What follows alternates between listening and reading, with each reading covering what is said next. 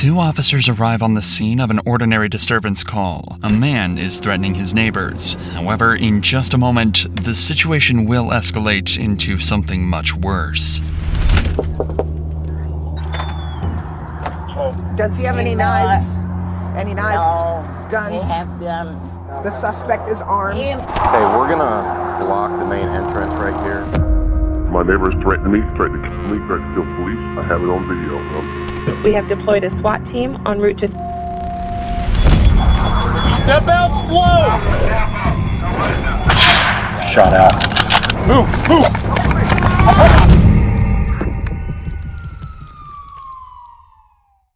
On March 11th, 2023, a peaceful morning descended into chaos in Steel Creek, Charlotte, as one man began a campaign of terror that has put an entire neighborhood in danger. But to understand how police got this schizophrenic man under control, we need to take a look at every tactic and technique the SWAT team used throughout the 30-hour standoff. It started at 6:45 a.m. on Saturday morning when Ty walked into his front garden, megaphone in hand, and threatened to kill his neighbors on Briar Fork Drive. The clock started immediately when 911 started receiving calls from some of those neighbors. My neighbors threatened me, threatened to kill me, threatened to kill police. I have it on video. We're scared. Okay, and when you say he's threatening you, is he doing it in person, on the phone? Yeah, phone with a megaphone. He's out in front of his yard.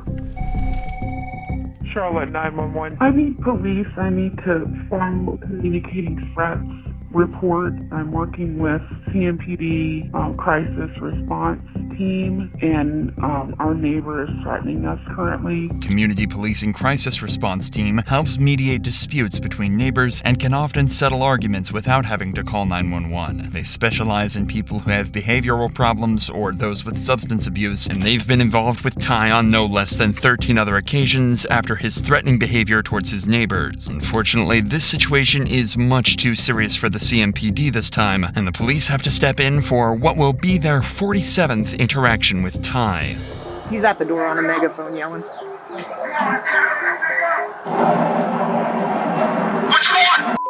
Here we go.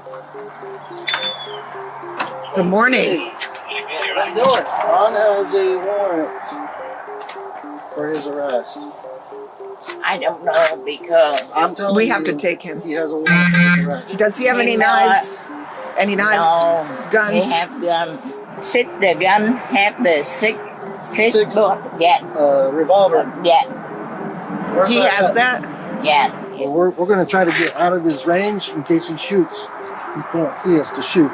In order to make sure the cops have the right information, they're going to need to break down the language barrier. So her daughter is soon on the phone helping to translate for the officers, ensuring the cops can properly assess the gravity of the situation without second-guessing themselves. Who is this?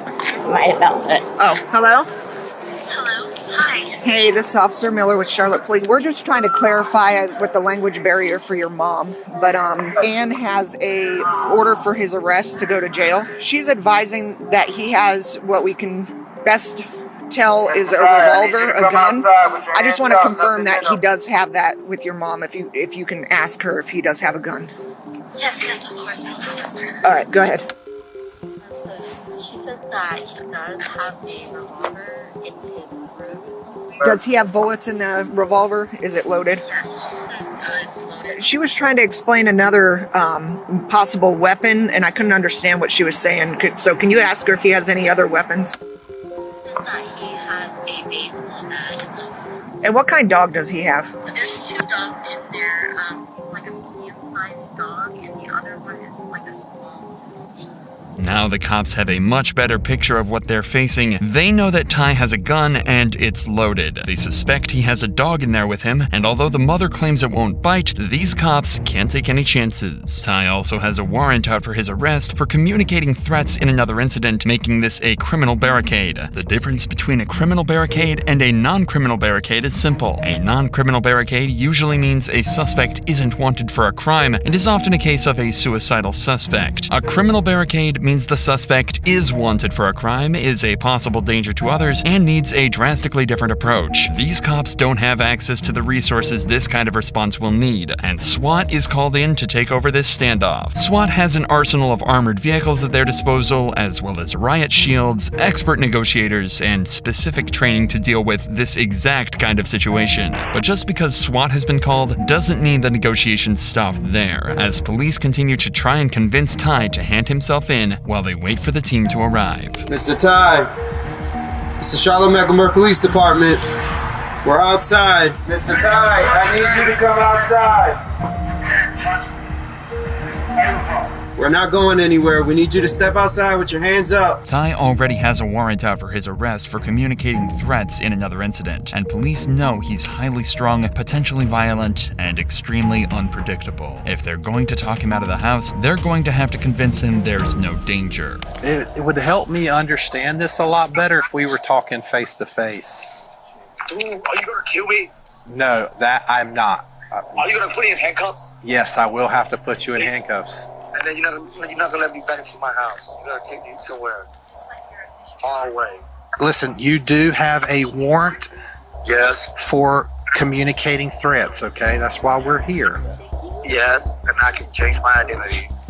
We have to serve that warrant, okay? That's just me. My name is King Tyen. I'm not in the business of lying, okay? I don't want to lie to you. I don't want to steer you in the wrong direction, all right? The trouble that you're in is very minor, okay? It's not a big deal. By reassuring him that he won't be hurt if he surrenders, the negotiator can try to prevent the situation escalating, or even turning violent. During negotiations like these, police will try to de-escalate the situation and keep the suspect as calm as possible. But in this case, Ty seems so unhinged that there's no way they can make him see reason. If things deteriorate any further, it's possible Ty might make good on his threats, and this situation could turn deadly. Nobody wants to kill you, I promise you that. I do not want to harm you, and no officer out here wants to hurt you. That I can promise you. Take me alive. No matter what you do, you have to. Nobody wants to harm you, and we don't want you to harm yourself, all right? This is war, dude. You broke my door. This is not war. Broke me in front of everyone, right? No, we do not want you to hurt yourself. It seems peaceful negotiations aren't working, as no matter what the negotiator tries, Ty just won't cooperate. Become very consistent that he will not leave that home. It's just circles, circles, circles, man. Like it always circles back around to I'm gonna kill myself or you're gonna kill me, period. I'm not coming out of this house. I'm gonna die today. With Ty armed, barricaded in his house, and threatening to kill people, the police need to keep him calm and de-escalate the situation until backup arrives. Shortly afterwards, the SWAT team finally arrives at the scene to bring this standoff to an end. Hey, get your people ready and have a plan. Who's ready? Do you want me to try to push the robot up, see if I can get over stuff? The SWAT team finally at the scene, they can get a better look at their surroundings by sending in robots and drones. But they first need to find the best place to gain entry into the house, which in this case is right through the front door. 06-2539. Well, I will call you. I just need you to answer your phone.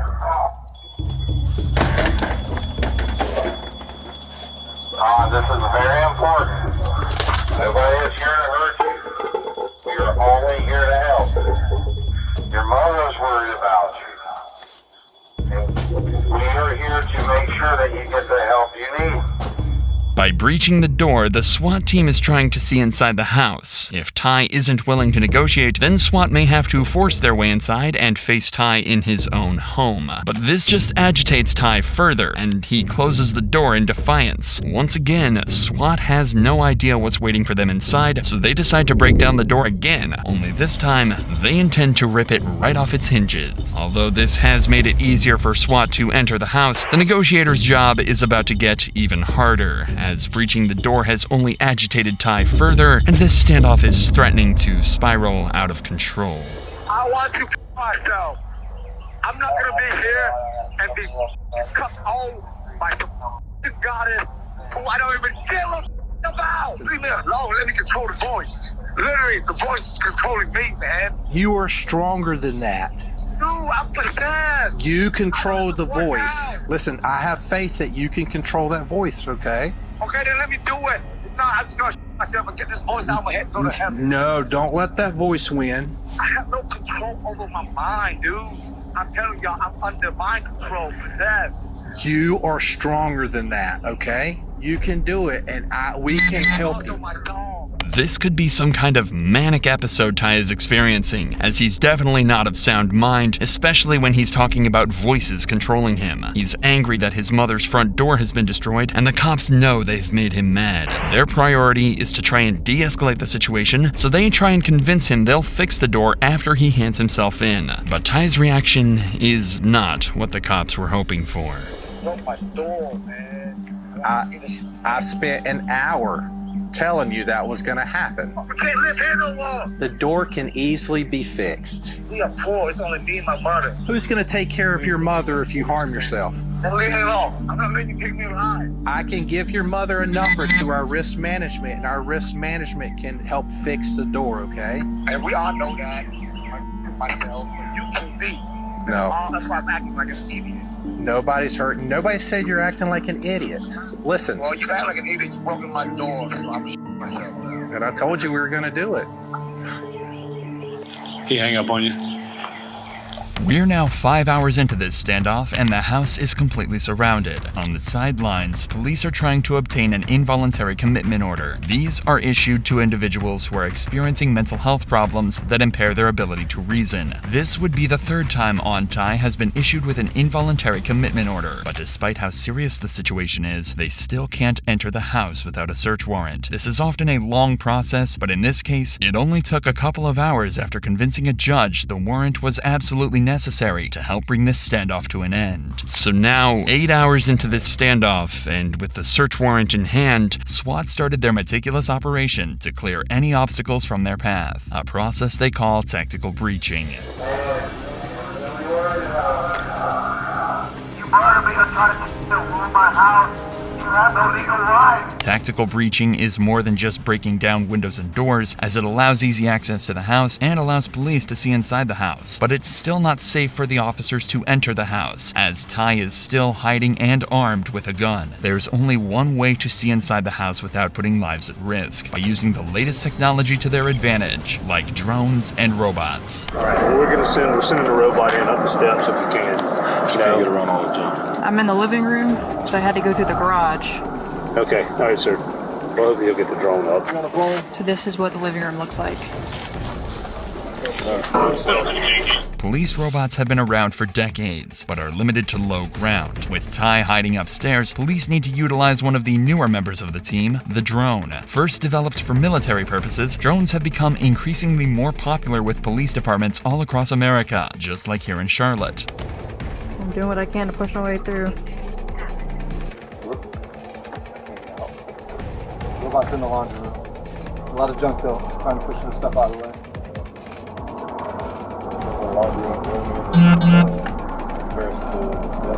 Yeah, she's got to go all the way around. Drones can reach places people can't and give police a bird's eye view of the upstairs of the house without a single officer being put in harm's way. It also shows how quickly a situation can go from quiet to dangerous in the blink of an eye. I could try to push it through the front door, but I can't promise anything. That drone has just been destroyed, but now police know exactly which room he's hiding out in. After a second drone is destroyed, Ty suddenly appears at the front door of the house, and he's armed with a handgun. What he might not realize is he's in the targets of several sharpshooters, who are scattered around the area with various views of the house, ready to fire if Ty presents a threat to them, their fellow officers, or anyone else in the area. Just trying to put the door back up, it looks like. Gun in his left hand. Shot out. Shot out. He went back up the steps. That was just a warning shot, after one of the sharpshooters perceived Ty to be a genuine threat. But the warning shot did its job, and Ty retreated back into the house. After he returned upstairs, he called 911, initially claiming he'd been shot. It turns out he was lying, but during the same call, he told police he was no longer on Ty and had become Lucifer. Charlotte 911. I saw the police shot a person because he was holding a gun and pointing at police, and the police shot him. He's dead. I need to make a police report. Okay, well, where are you at so we can make that report? I'm in heaven. Oh, okay. I'll go. Yes, my name is Lucifer. This was one of 4 different personalities he's taken on over the course of this standoff, and in order to keep him talking, police will play along and call him Lucifer. But any hopes that they have of ending this standoff before nightfall are slipping away as negotiations come to a standstill. This is Lucifer. Can I help you? Lucifer? Yeah. This is Hong. Are you okay? I know you are. Yeah, I'm an angel of God. I'm from Okay. I want to help you, Lucifer. Lucifer, where are you? What's up, superstars? He went upstairs and called you off for help. Ty may be in need of the kind of medical help that these cops can't give him, but that doesn't make the situation any less dangerous. It's now 10 hours into this standoff, and the tactical breaching continues. 2 vehicles in the driveway are removed to prevent the suspect from making a quick getaway, and more windows are breached around the house as the standoff goes into the night, where Ty continues with his bizarre exchanges with negotiators. Take order, hands up now. I'm telling you, I'm an anarchy. I don't demand nothing but to leave. Get out of my house. I don't need it to leave. Stop talking to me. Okay? I don't talk to the police. Yeah, stand by. He's got the window open, kind of looking out towards my direction. On the megaphone. There's no talking. You are doing is illegal. I have the right to practice religion. Leave me alone. This incident has now been going on for over 13 hours, and tactical breaching has removed most of the doors and windows. Negotiations continued into the next morning, but they couldn't get Ty to give himself up. So SWAT turned to their arsenal of other tactics to continue the effort to bring this standoff to an end peacefully, including the smoke grenade. All right, you ready? All right. Move.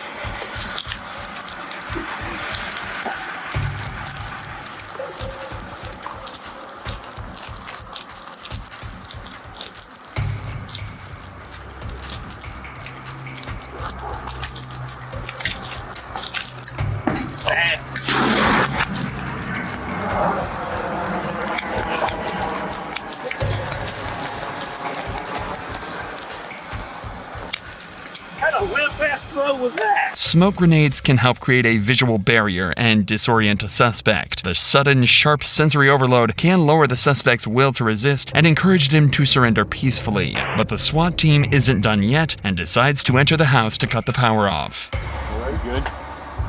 Yep. All right, move, Shell.